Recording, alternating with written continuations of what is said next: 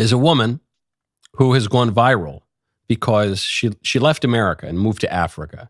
She doesn't like how America's racist and sexist and bigoted and terrible and awful. So she made good on the threat that so many leftists make that she's going to leave. And in this case, she's going back to Africa. She's not from Africa. She didn't grow up in Africa, but she's an African American. She's going to Africa. Things must be so much better, right? She had instant regret.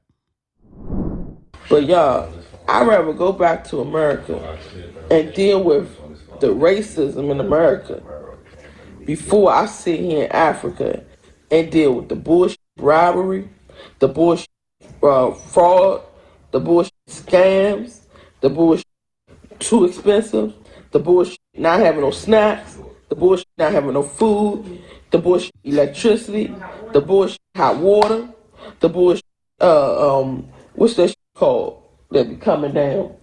Bullshit lizards. The bullshit animals and scorpions outside the house. It's big spiders, it's big lizards, colorful lizards you ain't never seen before, all in the room with you, sleeping with you. All the bullshit people trying to scam you when you go outside thinking you rich, so they trying to get more money off of you. I'm really trying to wrap my head around this. I'm really trying to wrap my head around how are Americans coming to Africa and being happy. Please comment down below, because for me, I'm ready to go. And I always used to say, if it's up to me, it will be. And I'm going to go out to Africa and make shit happen. No, I don't want to. I want to take my businesses back to America. I want to open up shop back in America, open up my dentist office, and all the stuff that I was going to do out here in America. Steady electricity.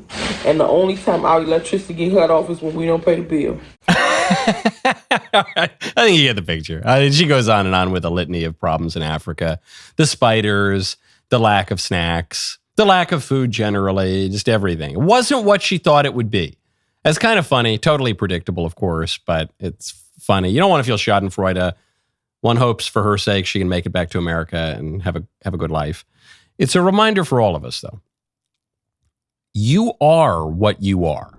You got to go to vandycrisps.com/Knowles. Spring is when we throw open the windows and freshen up, including freshening up our kitchens.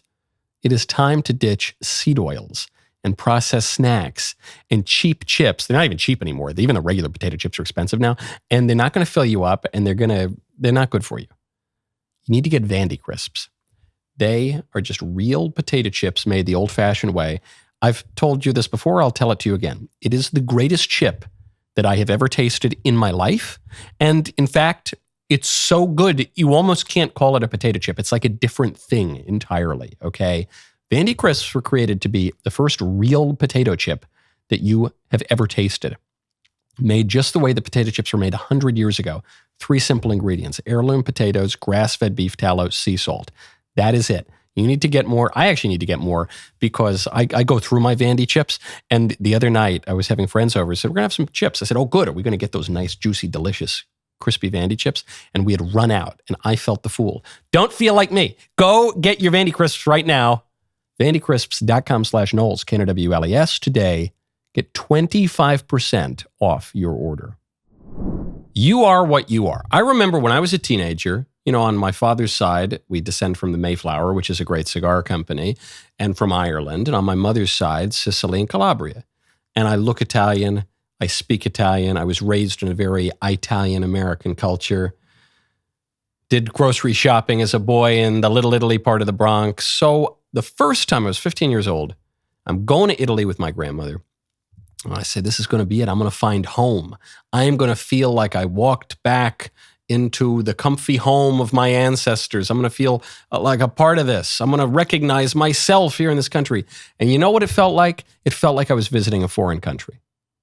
There were certain little things I recognized, but I'm not really Italian, you understand. Just like that woman's not really African. I'm an American. I feel actually a little bit more at home than I do in England, than I do in Italy when I go to England.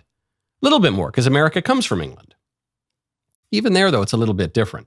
And these days, if I'm not wearing a keffiyeh and saying inshallah to everyone, then I really can't get along in England these days.